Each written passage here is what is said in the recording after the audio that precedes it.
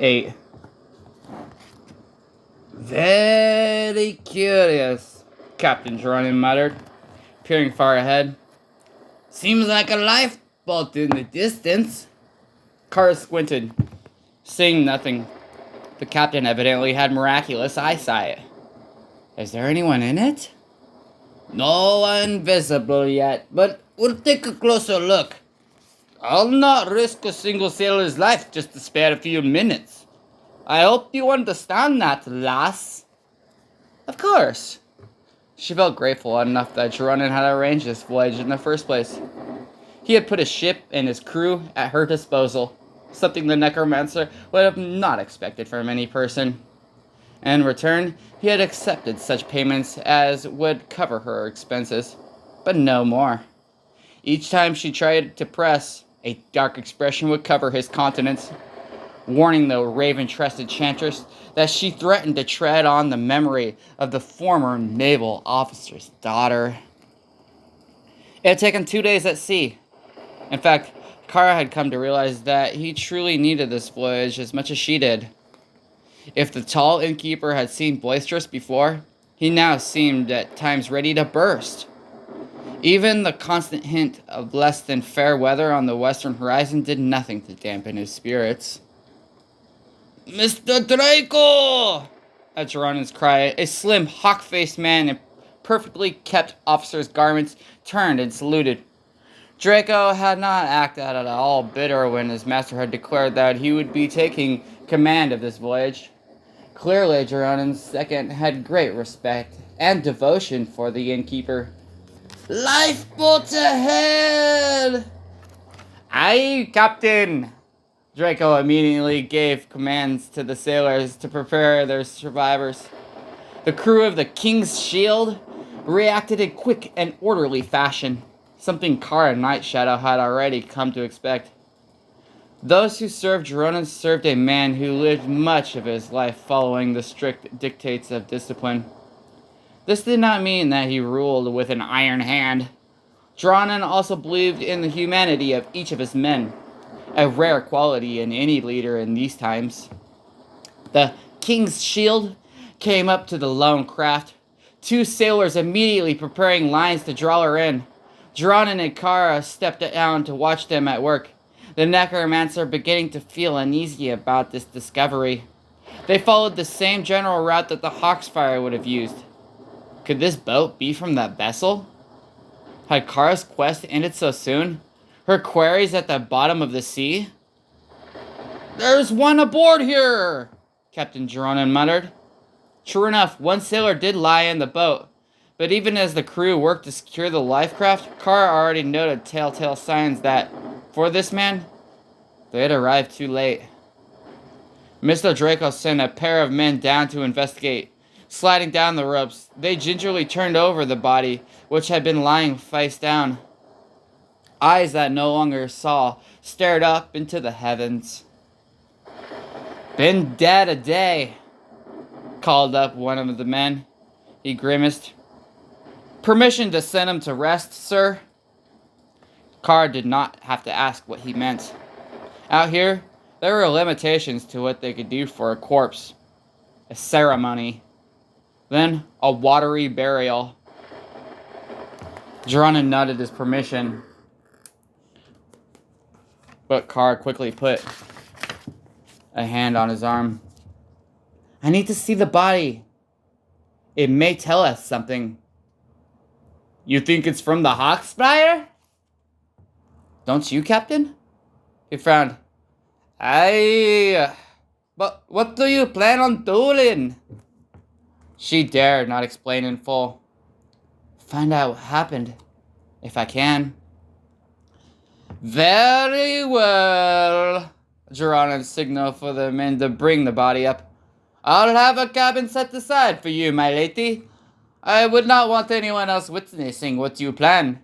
They would not understand. It took but a short time to bring the body to the cabin Geronin had chosen. Kara had expected to work with the corpse by herself, but the captain refused to leave. Even when she gave him a rather cursory explanation of what she intended, the former innkeeper refused to depart. I've watched men torn apart in battle, seen creatures I doubt you've even heard of, viewed death in 1,000 forms. And after what happened to my daughter, nothing ever can make me flee again. I'll watch, and I'll help if it comes down to that. In that case, please bolt the door. We will not want anyone else seeing what this is. After he obeyed, Kara knelt beside the body. The sailor had been a middle-aged man who had not lived a gentle life. Recalling what little she had learned of the Hawksfire, the dark mage grew more suspicious that the boat had been indeed from that desperate vessel. The man who brought the body had quickly closed the eyes, but Kara now opened them up again. What in the sea witch name are you doing, lass? What has to be done? You may still leave if you wish.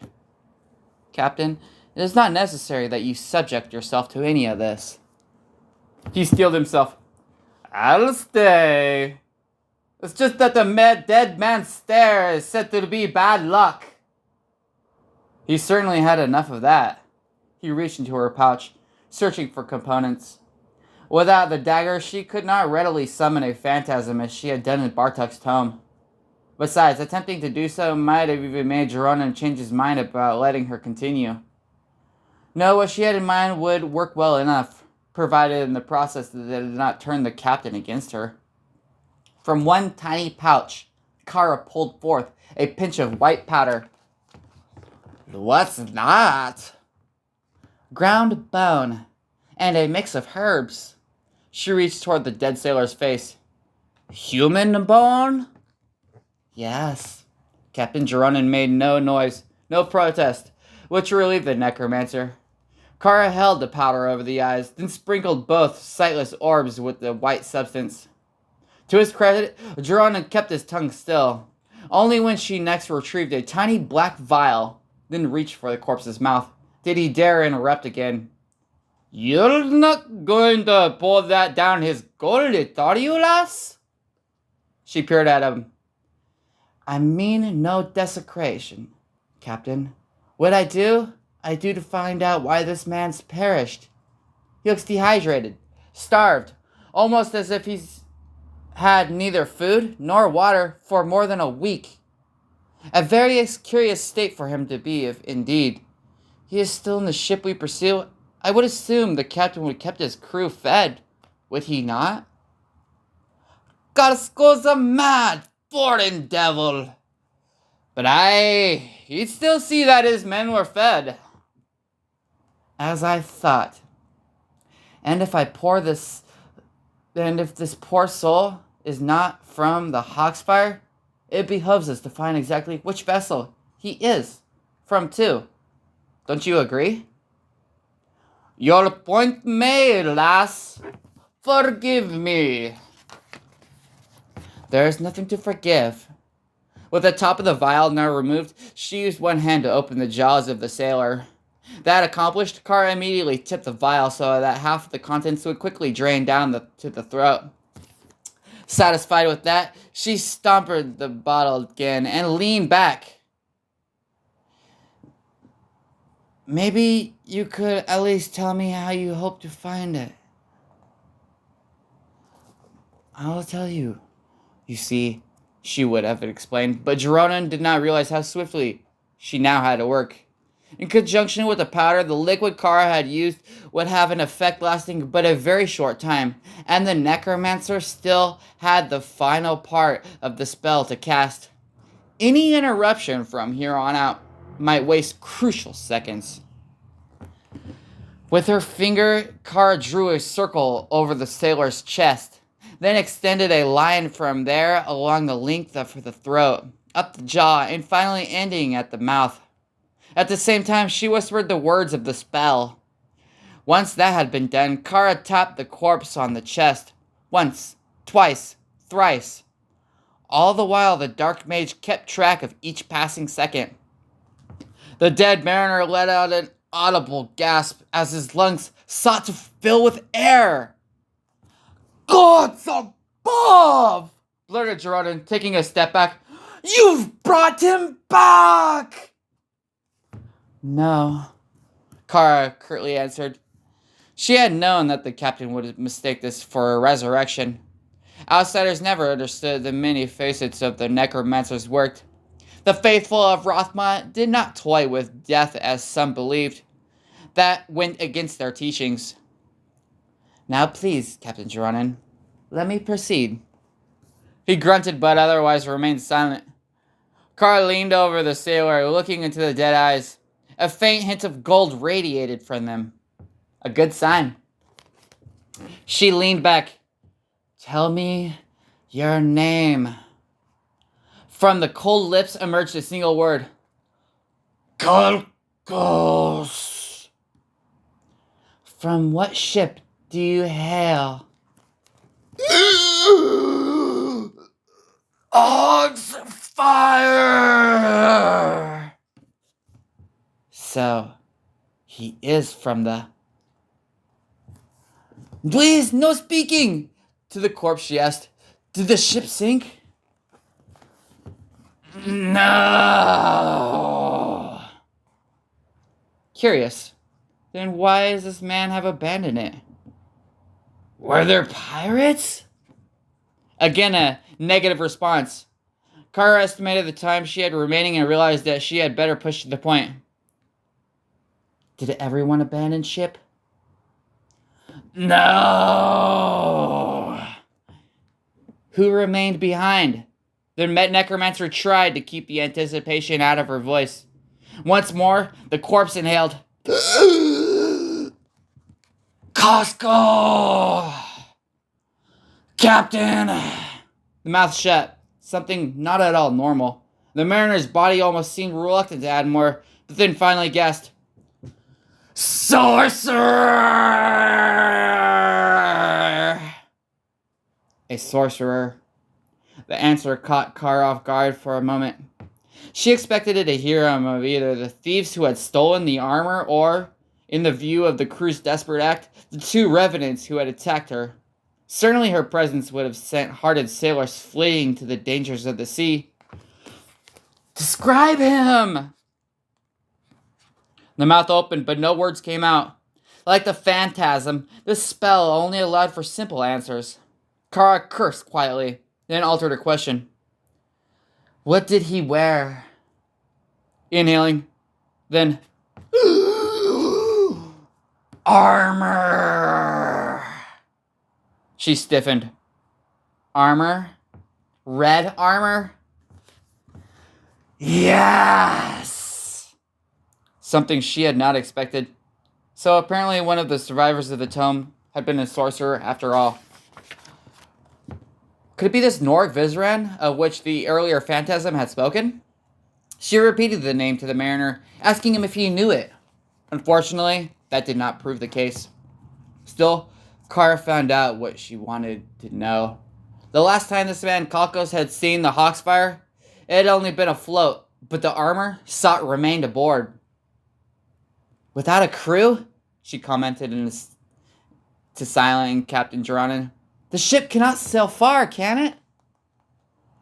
More than likely it'll go in circles, if only its master and its spellcaster remain aboard. Geronin hesitated, then asked, Haven't you more questions? She did, but none that the corpse could answer. Kara dearly wished that she had her dagger.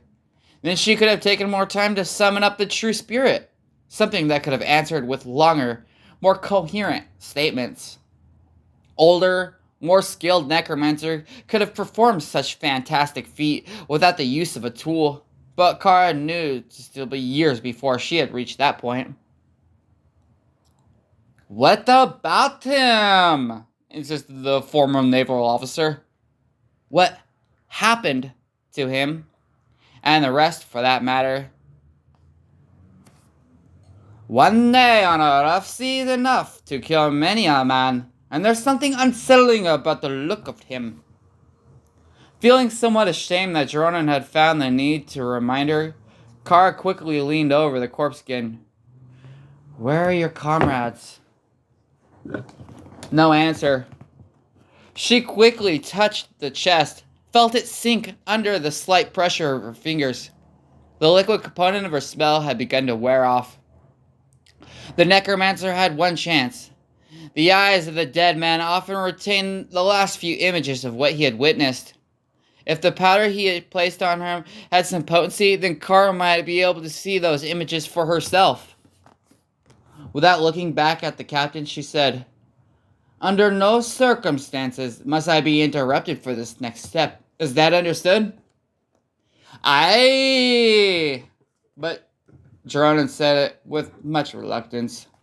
Kara positioned her gaze directly over the sightless orbs, then began muttering. The gold tint to his eyes seized her, pulled her in. The necromancer fought back the instinctive desire to flee from the world of the dead, instead throwing herself fully into the spell she now cast.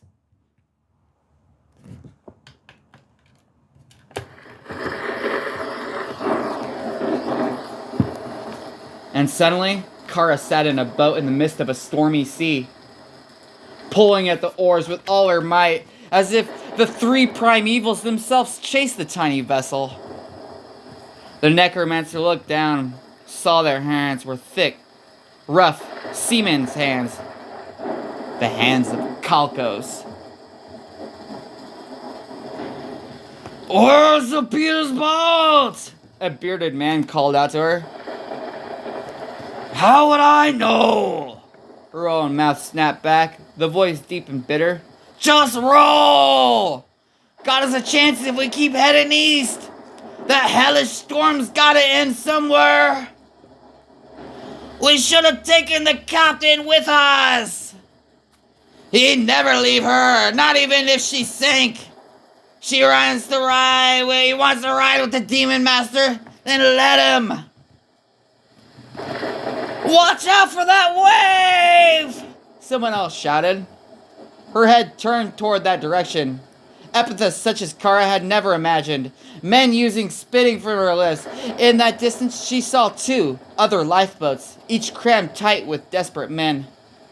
The bearded man suddenly stood up, not the wisest thing in such conditions. He gaped at something behind Kalkos, and pointed frantically. Look out! Look out! Kalkos' gaze shifted as best as it could. The sailor continued the man's oars. At the edge of the mariner's field of vision emerged a vast, serpentine tentacle.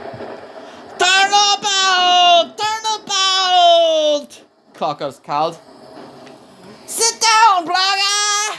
The bearded man dropped into his place. Those able to work the oars desperately tried to turn the boat around. Over the roar of the waves and the crash of thunder, Kara heard the distant screams of men. Kalkos looked in that direction, revealing the horrific sight of the scores of tentacles overwhelming one of the other boats. Several men were lifted into the air, some by the suction cups of the tentacles, others by macabre grasping claws, almost hands, that plucked sailors from the boat as if they were flowers. Kara expected the sailors to be drawn to the cadaverous opening that she now witnessed in the center of the massive, monstrous form. A creature much like a gigantic squid, but with only one massive orb and horrid flesh that marked as no denizen of this mortal plane. Instead, however, the monster simply held him aloft, using its clawed appendages to attack other sailors, to various suckers. The victims cried out, pleading to those in the distance to save them. "Row, damn you! Row! I told you you wouldn't let us go! I told you! Be quiet, Braga, be..." A vast wave washed over them, throwing one shouting man overboard.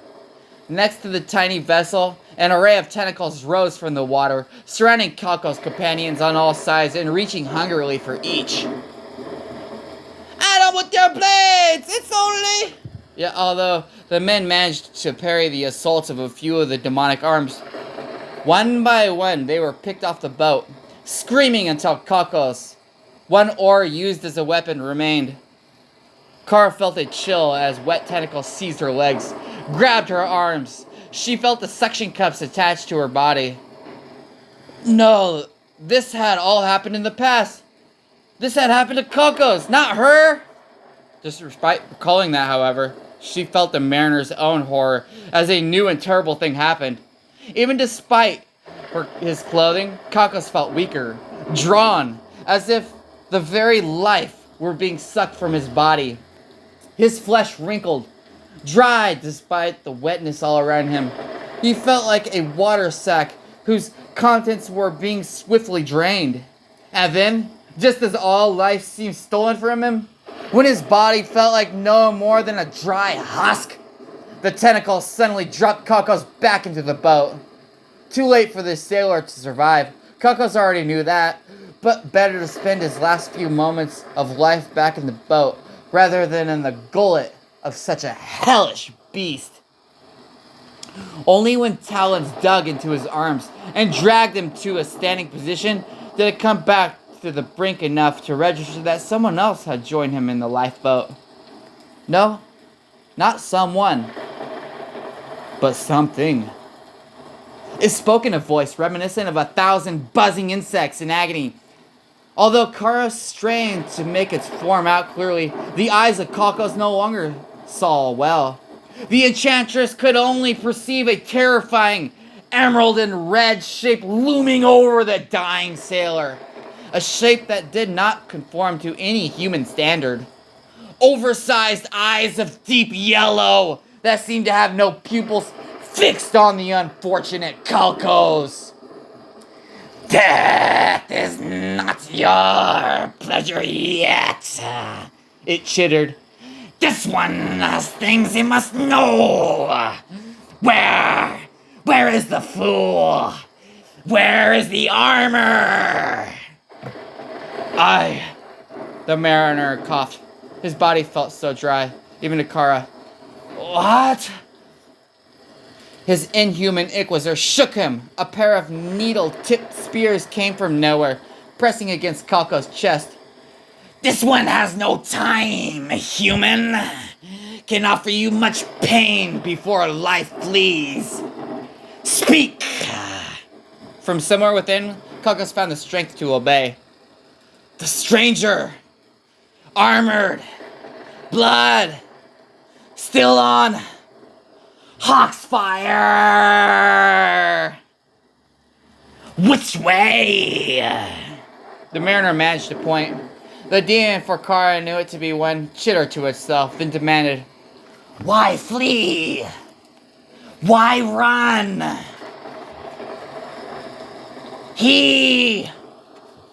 Demons on ship! The murky creature made a sound unlike any Kara would have expected from one of his kind. A sound that she recognized instantly as a sign of consideration. Impossible! You lie! The sailor did not answer. Kara felt him slipping away. His last attempt to respond to the monstrous figure had drained him of what little life left he had.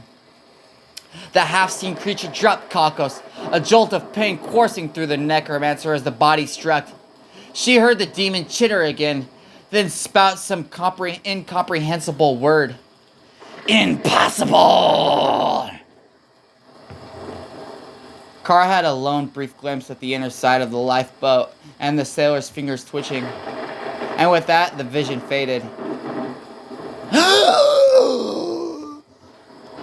Inhaling, Kara clutched herself tight, eyes still fixed on the corpse's own. She felt the nearby presence of Captain Geronin, the formal naval officer, comforting hands on her shoulders. Are you alright? How long? The necromancer murmured. How long? Since you started whatever you've been doing? A minute? 2 maybe? So short a time in the real world, but so long and violent in the memories of the dead. The necromancer had performed the spell before, but she had never faced a death time so horrible as what Kalkos had suffered. The Hawksfire sailed a day or two ahead of them. No crew left to man the ship save Captain and his sorcerer, Nork Vizaran. The last name should have warned her. Servant of the Vigerai? More like one of the untrustworthy mages themselves. He had the armor, even had the audacity to wear it. Did he not understand the danger? Without a crew, even he would have trouble keeping the ship on course. Kara had a chance to catch him after all, provided that neither the revenants nor the demonic forces she had witnessed in Kalko's death time had not caught up with the murderer already. So, continued Jaranen, helping her to her feet, did you find out anything? Little more, she lied, hoping her eyes would not give her away. About his death, nothing. However, the Hawksfire is definitely still afloat. Both the captain and my quarry aboard. And we should catch up to them soon enough. Two men can't do much to keep a ship like that going. I believe it is only 2 days ahead at most. He nodded, then glanced down at the corpses. Are you done with him now, lass? She forced herself not to shiver at the memories of he had shared with the late Kalkos. Yes, give him a proper burial. He'll get that. And then we'll be on our way after the Hawksfire. As he departed the cabin to summon a pair of hands, Kara Night Shadow pulled her cloak about her. Her gaze still on the body, but her mind on what she had just committed herself and every man aboard the King's Shield. It must be done, the necromancer muttered. He must be caught, and the armor returned to hiding, no matter what the cost, or no matter how many demons.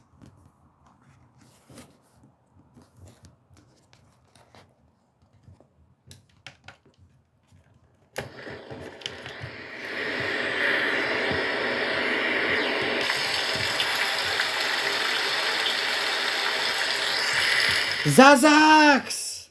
Galena waited for the demon, but did not respond. She looked around, searching for the telltale shadow. Sometimes Zazax played games with dark intentions. The sorcerer had no time for games, especially ones that occasionally proved fatal for others than her partner. Zazax! Still, no reply. She snapped her fingers and let the lamp blaze brighter. Yet still the shadow of the demon did not reveal itself. Galena did not care for that. Zazax in the tent, she understood. Zazax elsewhere generally spelled trouble. The mantis sometimes forgot who aided him in secretly walking the mortal plane. No matter, she had far too much to do. The dark-skinned sorceress turned her fiery gaze on a massive chest positioned in one corner of the garnished tent. Taken as it appeared, the chest made of iron and good strong oak, and standing on 4 stylized leonine paws, would have required 2 sturdy soldiers to drag it to her, and with much effort on their part. However, as with the demon, Galena had no time for searching for strong arms, especially when the enchantress knew that they all busy packing up the rest of the camp. No, she could not handle her needs in this juncture. Come! The lower corners of the great chest shone. The metallic paws twitched, the leonoid toes stretching. The chest began walking. The massive box winded its way toward Galena, looking almost like a hound summoned by its mistress. It finally paused within a few inches of the witch, awaiting her next command. Open! With a long creaking noise, the lid swung open. Satisfied, Galena turned and put her under one of the many pieces of the hanging collection. The piece unlatched itself, dropping gently into her waiting palm. The sorceress placed it in the chest and went on with the next.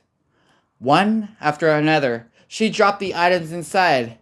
An onlooker who had observed the entire time would have begun to notice that, no matter how many things Galena put in the chest, it never seemed to completely fill. Always the witch found room for the next and the next and the next. But as she neared completion of her task, a slight chill went up and down her spine. Galena turned, and after some searching, found a shadow that had not been there present before. So, you finally came back. Where have you been? The demon did not answer at first, his shadow sinking deeper into the folds of the tent. Augustus has commanded that the entire camp be struck down. He desires we leave immediately after all, whether preparations are completed in daylight or night. Still Zazax did not answer. Galena paused, not liking the silence. The mantis tended to babble, not hold his tongue. What is it? What's gotten into you? Where does the general seek to go? The shadow abruptly asked. You have to ask?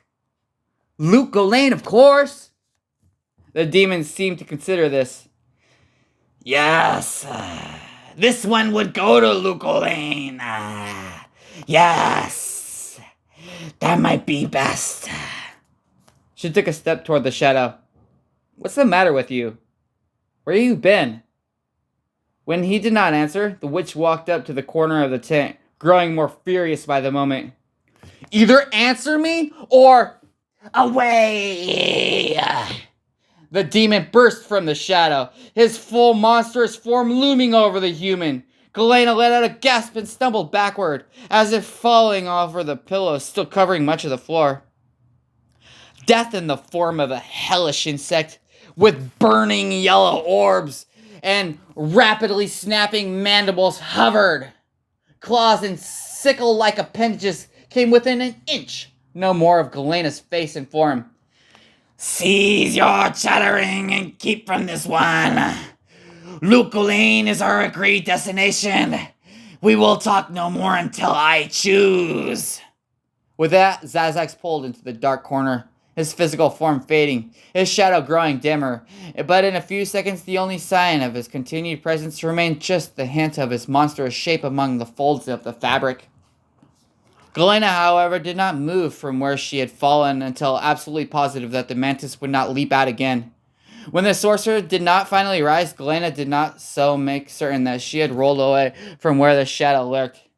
She had come very close to death, very close to lingering, agonizing death. Zazax made no more sound, no more movement. Galena could not recall that she had ever seen the horrific demon act as he had just done. Despite the pact between them, he had been more than willing to slay her if she had not obeyed instantly. Something she swore not to forget. The pact should have been impossible for either to break. The only reason that they could tolerate one another on such a long-term basis. If Zazax had been willing to risk the consequences of doing away with both the pact and her, then it behooved Galena more than ever to find out what way to rid herself of him. Which very well meant either the general or the fool. At least with men, she always knew she had some control. The sorceress turned back to the task of loading the contents of her tent into the chest, but her mind never left the demon's actions. Besides the danger she now perceived in his willingness to risk the consequences of breaking their covenant, his near attack of her had left a question behind which she dearly desired an answer. It alone would give reason not only for Zazax's unnerving reaction, but also the revelation of emotion she had never witnessed in him before. What Galena wondered could possibly have frightened the demon so.